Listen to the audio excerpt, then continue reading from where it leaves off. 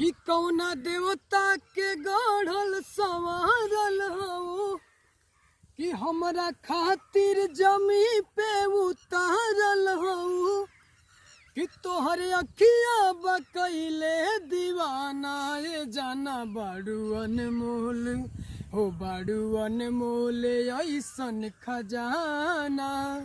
कि तोहर जोड़ा ना दोसर जनाना ये जाना बाड़ू अनमोल ऐसन खजाना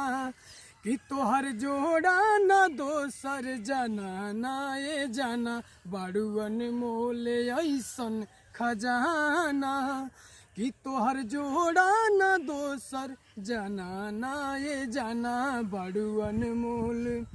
हे कौन देवता के गढ़ल संवारल हऊ हमरा खातिर दमी पे उतारल हऊ कि तोहर अखिया बकैले दीवाना ये जाना बाड़ू अनमोल हो बाड़ू अनमोल ऐसन खजाना